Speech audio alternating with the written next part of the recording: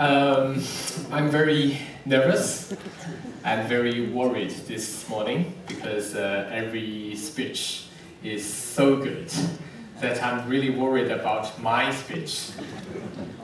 So, a lot of pressure, yeah. Don't worry. I think I need a clicker, otherwise I need to use my mind to change the slides. So my topic will be the journey of NEO. To look back the history of NEO and to share some personal experience, and also to look forward, to move forward.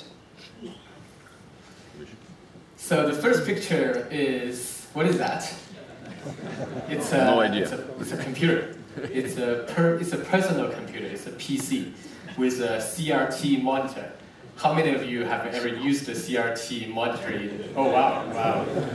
But nowadays everybody's using a laptop maybe, or maybe a newer PC. It's back to 1997. That is the year I graduated from high school. And I went to college in China. And it's the name of the college is called, the university is called South China University of Technology. So I'm supposed to be studying technology at the university, but unfortunately I'm not a science or technology graduate. I studied English for technology at the university. So after I graduated, it's not because I'm in this major, but I do have a quite deep understanding of how a computer works. And then the second thing I did in my college is completely separate. Back to that time, surfing on internet, especially in China, is equivalent to joining a chat room and randomly chat with somebody on the internet. Whether it's opposite sex or same, I don't know, but you just chat with someone over the internet. But I don't really like to chat with random people. So most of my time I spent is to read on different websites, especially some blogs. There's one blog is my favorite. It's called, in Chinese, it's called 新制度主义时代. Or in English, it translates to New Institutional Economics Age. I think you probably heard Institutional Economics this morning by Professor Potts. That is also why I found him. When I read his article on Medium, I instantly know that he is the right person that I should talk to, that NEO should work with to improve NEO. So with this blog, it's written by a young lecturer in a Chinese university, and later on he moved to US, finished his PhD degree, and then back to Peking University, one of the top universities, and become the professor there. And this blog introduced me to Austrian School of Economics, to the Chicago School of Economics, or the theory about money, and also neo-institutional economics. So in my college time, I really into two things: computer science and economics. So I spend like 80% of my time doing this kind of things, not with my major.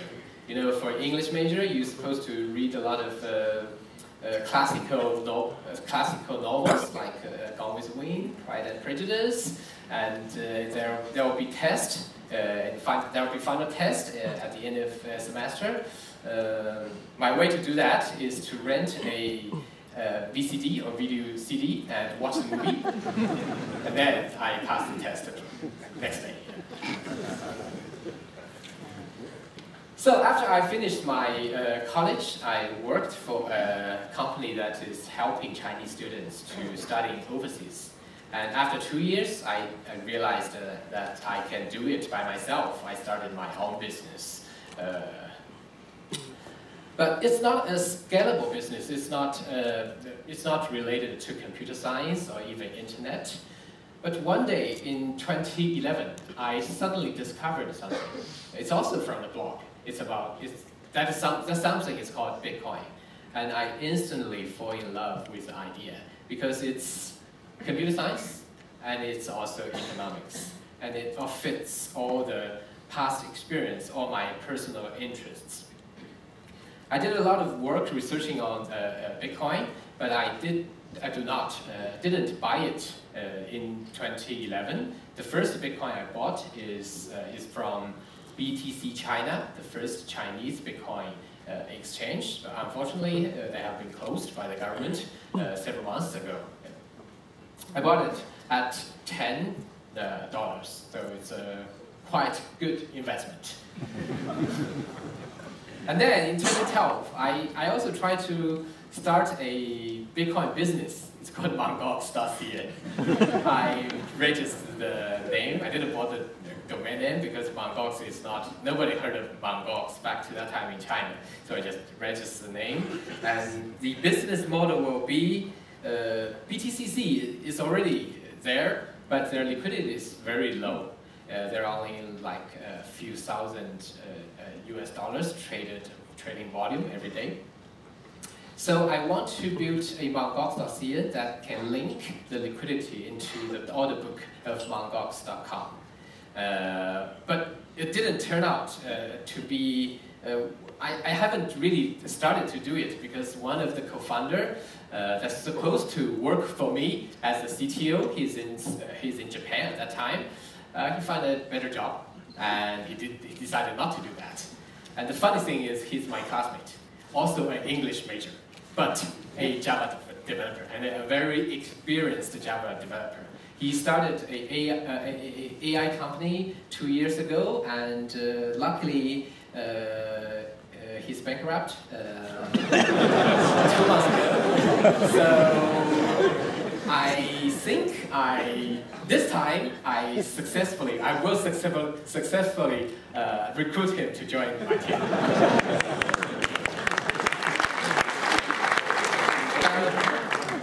mongox.cn didn't materialize, but 2 years later I saw an exchange called Bitfinex or Bitfinex. They're using the same model. They're linking their order book into Bitstep, one of the biggest European Bitcoin exchange at that time. And later on, when they get the traction, when they get a lot of users, they separated from, they have their own independent order book. And now they're one of the biggest Bitcoin exchanges. So yeah, I still think mongox.cn is a good idea, as long as mongox.com is not hacked or claimed to be hacked. So that's 2013. Before 2013, there's no community in China. People are discussing with each other about their personal interest about Bitcoin, but there's no community. In 2013, we started to do meetups like this in Shanghai, but not like this big. There are only 20 people or 30 people, but people are very keen on the new idea. So every time we do it, we discuss things like into very late, like 1 a.m. or even 2 a.m. And this picture is from the first time Vitalik visited China. I respect Vitalik a lot. He's very honest and he's a genius. And Ethereum is really a good idea, and it had proved that smart contract is workable. So this is the first time Vitalik visited China, and he's wearing a T-shirt. It says Zeta Coin. Actually, Zeta Coin is a shit coin, and it's already gone. Yeah, it's already gone. It's a scam. And the guy in white shirt beside him is me.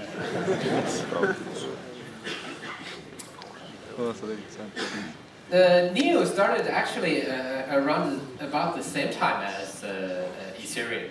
So the reason we want to do NEO is because I saw a post on bitcointalk.org. It's about ASIC miner. We used to mining Bitcoin with CPU, and then somebody wrote a program to mine Bitcoin GPU, and then FPGA, and then suddenly someone from China posted a post that I can build an ASIC chip to mine Bitcoin, and it's much more efficient, and it will make you a lot of money if we succeed. And he posted his Bitcoin address, and he successfully gets quite fair amount of money. I think it's around maybe $1 million US, a similar amount. And then after half a year or so, he successfully invented the first ASIC mining machine in the world to mine Bitcoin, and it's a steal. If you got the mining machine day one, for the first day you get all your investment back, and from the second day you are making money. So it's a really success, and everybody took part in the crowdfunding is making money, and also the price of Bitcoin is going up.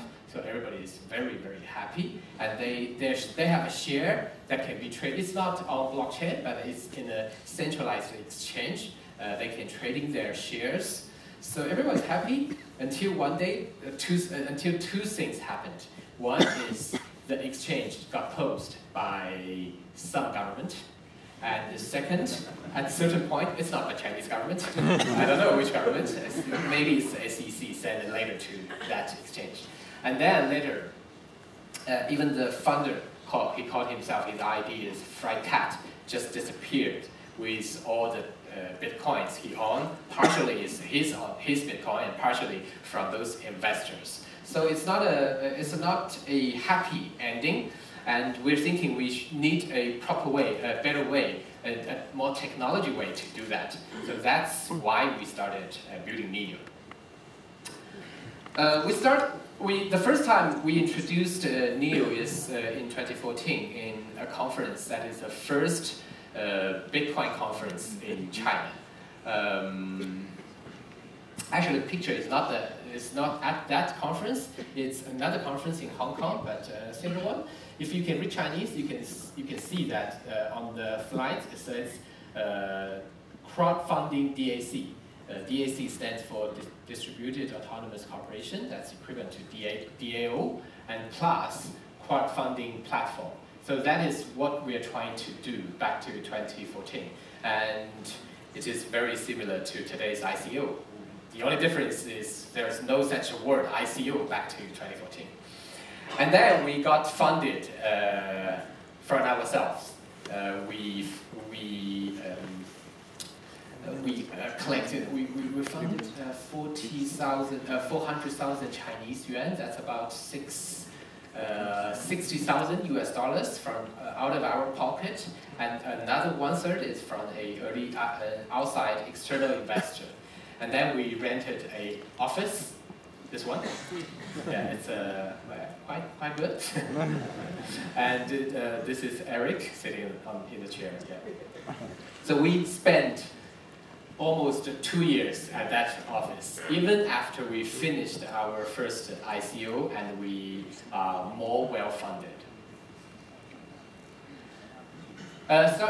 Since 2015, we started to do the real coding work because we spent quite a lot of time to think about how to do it right, to design the architecture to make calls.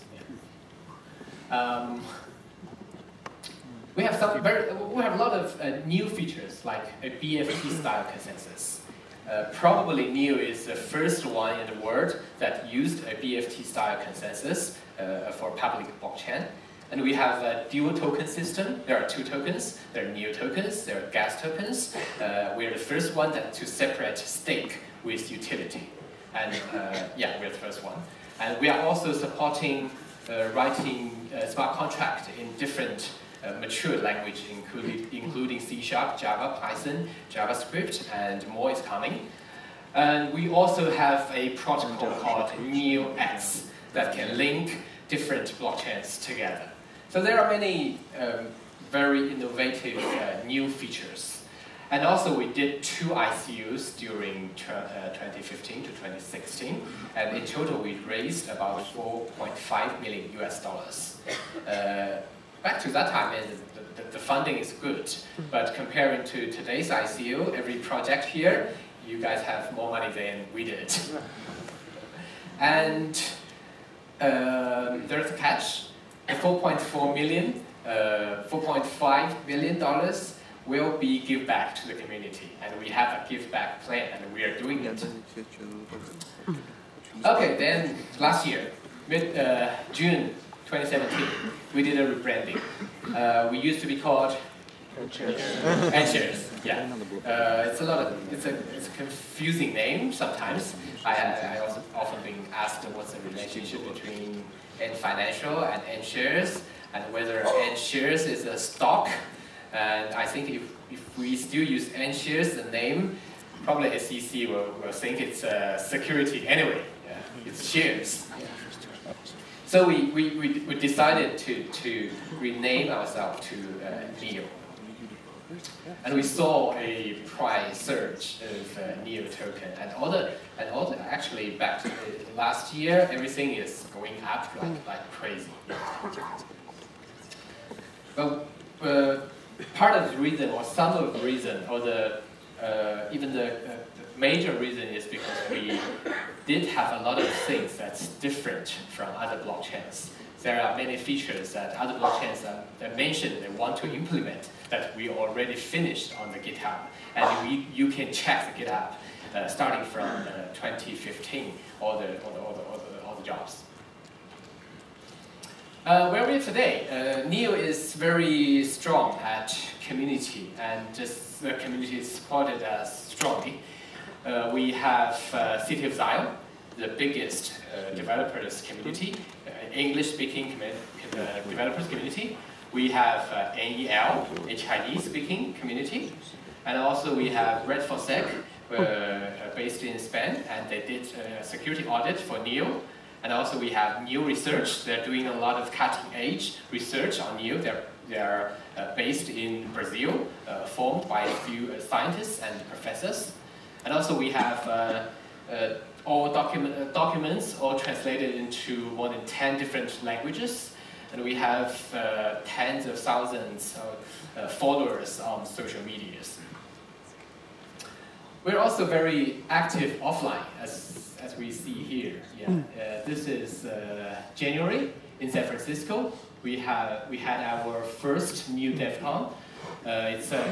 I'll call it a great success. About 600 to 800 people showed up, and most of them are developers. And a lot of people shared a lot of technical stuff and formed a different cooperation. And I was wearing my famous NEO green sweater. And we have a lot of meetups. This is last month, so-called APAC tour. We've been to Singapore, Tokyo, Taipei, Melbourne, Sydney, and Seoul. And this month, we're here, Europe. And today, we are in Amsterdam. And we'll be Lisbon, Madrid, Paris, Vienna, Zurich. So it's like a tour in Europe. And the interesting part is we're not organizing all these events by ourselves. It is all organized by the community. And my job is to show up and give a speech. And there are many decentralized applications. There are dozens of decentralized applications. And many of them are very high quality, as you have seen in this morning's keynotes. Okay, the give back. I think everybody knows that last year in September, smart economy. It's difficult to define things, but I want to explain smart economy in 3 dimensions. So I believe in the future, everything will be digitized. It's like a duality, like the Professor Potts said this morning. Everything will have a digital form on the blockchain, including currencies, including assets, including identities, IoT devices. Basically, everything will be on blockchain. And then we will have, with everything on the blockchain, have a digital form. We can have programming language to administrate those digital assets or digital currencies. And we call it a programmable economy. And this economy is very transparent, it's auditable, it's objective, and it's controlled by smart contract. And then we can enter into a new kind of economy that is trustless, or in other words, the information cost, the transaction cost is very low.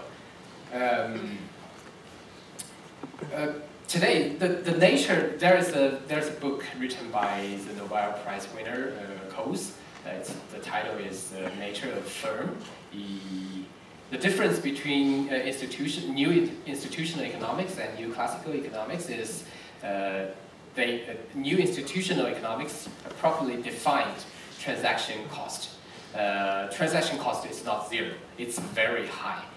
For every transaction, usually there are two types of costs are involved. It's either information cost. I need to find the right one to do business, to do the trading, to do the transaction. And also the trust cost, or the transaction cost. I have to build trust between two parties by hiring lawyers, by hiring like accountants, by hiring auditors, by paying governments, by paying policemen, even by paying, like building armies to enforce those commercial contracts or agreements between countries. So the cost in the past, the cost of finding the right party to trade and the cost to build trust to trade is very high. I would say, I have no idea what percentage is, but I would say it's maybe 1/3 or even half of all the cost is related to trust and finding the right people to trade. So, but with blockchain technology, we will see a massive market, and information can flow freely in the market. So the information cost is very low, and because we have technology ways to reduce all those risks, we can do a trustless transactions. So the cost of trust is also very low. Then we will see something very magical, new things, innovative business models will emerge. I don't know what will emerge. It could be, ICO is one of it. It could be games. It could be new form of organization, like a DAO, or other different things. I can't imagine. I'm really eager to see all those new form of things. Now, let's talk about price. So the market is not doing really well recently, but for the past few days, it's going up a little bit. NEO is ranked between 5 to 10, according to market cap. And also our sister project, Ontology, is ranked about like 20-ish in the market. I have always been asked what's the relationship between NEO and Ontology. The difference is this: NEO is for smart economy. It's the big, it's the global, it's the community-driven, public, permissionless innovation network. On-chain, or not on-chain, Ontology is focused on two things: identity and all the trusted data linked to those identities. So Ontology has a very specific direction. And why we do not build, we need a independent network of blockchains is, one of the reasons is policies. Identity and those data linked to identity are very expensive, very sensitive. The different countries have different policies. In Europe, you have European policies. In China, we have Chinese policies. All the data have been located in physical servers that is in China. So we need separate governance model for different identity blockchains. And then we need a cross-chain protocol to link them together when they are needed. We will use NewX to link all those things together. So that's the reason why we need a separate independent blockchain that is Ontology, focused on ID. But they share a lot of things. The first is their architecture is not exactly, but very similar. The Ontology will use new smart contract, will use new VM. That means every developer that can develop on NEO can also develop on ontology and vice versa. And also, ontology and NEO we are discussing to use a unified data format. So all the data, so all the business, they can seamlessly switching between two blockchains. And eventually, NEOX will link ontology into the bigger ecosystem that is NEO. What is the goal of NEO? I've said it many times. The goal of NEO, the vision of NEO, is to make NEO the #1 blockchain by 2020.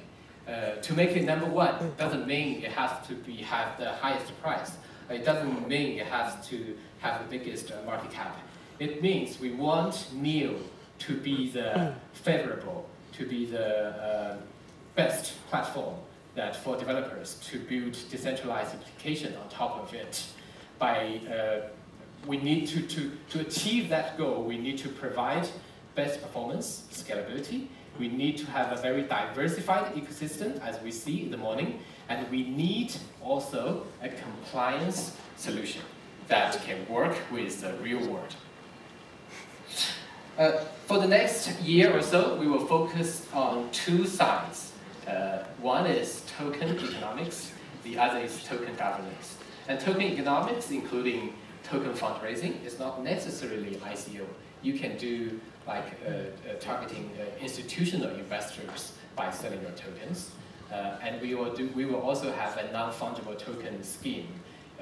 We are doing that. There are 3 or 4 NEP, NEO enhancement proposal, are regarding non-fungible token, and we think it's a strategical direction because we believe gaming on blockchain will be huge, and NFT or non-fungible token is really suitable for games. So for the Montreal men, probably they can issue net 5 tokens and also non-fungible tokens. And also we will focus on improve NEO as a platform to run decentralized exchange on top of it. And for the token governance side, we will incentivize on-chain governance. So how many of you on NEO token? Wow, that's a lot, yeah. You know NEO token is supposed to be the governance token, supposed to be the stake of the network. But I don't think, probably not any of you had ever tried to governing the NEO network. There is a voting mechanism built in the wallet, but it's hidden very deep, and it's difficult to do that. There's a reason for that, because we haven't made it perfect. So we are building a new system that will incentivize NEO token holders to be the real owner of the blockchain, to governing the network by voting. And we will incentivize that. Probably in the future, if you are holding NEO token today, you just save it in your wallet and you will get gas reward gradually, a small amount of gas. Probably in the future, only if you actively participated in the governance of NEO network, then you will get gas rewarded. So that's what we are thinking about. Yeah. And then we will try different political mechanism, like liquid democracy, like a future key with NEO, with how we govern the blockchain. And then we will also look into different compliance solutions. And I will briefly talk about decentralized exchange and compliance. This is a typical centralized exchange today. Usually they have 5 rows. They are order book, they maintain an order book, and they are order matcher. And they are also, besides of that, there are also central securities depository or central token depository that users are depositing tokens into those exchanges. And there are also custodian banks. You're sending money to the exchange. There are also investment banks. They invest in some projects. They help projects to grow, to do ICO, to then get listed in their exchange. And there are also broker-dealers. They are involved in the trading themselves sometimes. They could be the liquid provider or market maker. So there are so many roles that's in the same basket. It's really a risk. I don't think today's centralized cryptocurrency exchange model will exist for a long time, because we've seen the security market, the stock exchange that is originated from here, from Amsterdam, evolved into like different characters. There are exchange, there are CSD, centralized security depositories, and custodian banks. So the risks are distributed into different entities. So I believe in the future, this risk shouldn't be centralized in one centralized exchange. It will be decentralized exchange will be the future. And NEO is the perfect platform to build decentralized exchange on it. I think you saw this slide this morning. It has very high transaction per second, has good finality, and good interoperability, because that means other tokens that is issued on Ethereum, on maybe Bitcoin or other blockchains can be moved onto NEO and be traded on NEO's decentralized exchange. And also we have stable coin solutions. Also we have digital identity. We can work with ontology and other identity projects to do KYC, to do ML, even though decentralized exchange is not risk-free, there can still be some risk linked to decentralized exchange. So finally, eventually, it will be regulated. So we need identity to do that.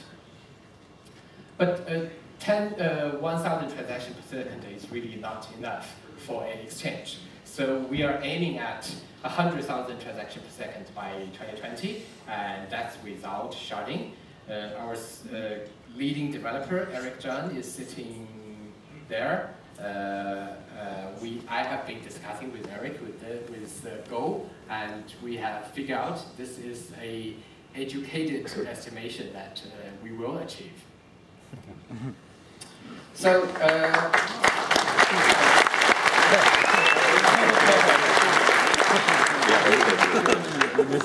the next thing is compliance. It's a very sensitive topic. So why compliance is important? There are three reasons. It eliminates regulatory uncertainty, and it also reduces frauds, Ponzi schemes, and manipulations. I often being asked what's my opinion about Chinese regulation. My feeling is mixed. Yeah. You see, the good point is you see that those people are really believing blockchain technology. They are still there. They are still doing their job. They're still coding. They're still building their projects. But those people that are just coming for the quick money to do an ICO and get a lot of tokens, they just disappeared. So that's a good point. But also, there are other like negative impact also. And also, compliance is also the third reason is it brings mainstream financial institutions on board. So those mainstream financial institutions can invest in cryptocurrency. That's good for everyone, right? And all this comes down to one thing, that we can do real business on blockchain. That is NEO's goal, NEO's vision. I just said one of my interests is economics, and I am not a follower, but I just I believed in somehow in Austrian School of Economics, believed in liberalism, but I'm trying to build a compliance-ready blockchain. So it's very conflict. So I defined the philosophy of the NEO team as pragmatic idealism. I bought a book in the airport when I arrived here. The book is written, I think it's a Dutch writer. The book is called Utopia for Realists. I think it really fits my philosophy, so I bought the book. And it says, and how we can get there. That's very important. For pragmatic idealism, maybe we share the same vision with those pure idealism. We know what the perfect world will be, but the difference is how we get to there. It could be, for pure idealism, the quickest way to get to there is go directly to that direction. But the world is really complicated. There are different obstacles, barriers. So for programmatic idealism, we need to work around it. We need to find a way to get there. So that's NEO's philosophy. And that's where the magic happens. And there's one quote that I particularly like. It says, pure pragmatism can't imagine a bold future. Pure idealism can get anything done. So it's the delicate blend of both that drives innovation. So we are trying to invent the recipe to blend the two parts together. And what is needed to be compliant? We need a non-anarchism mindset.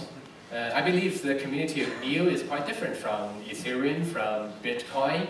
We are more down to earth, we're more realistic. And also we need digital identity to do KYC, to do AML. We need a compliance-ready technical stack that is possible to be compliant.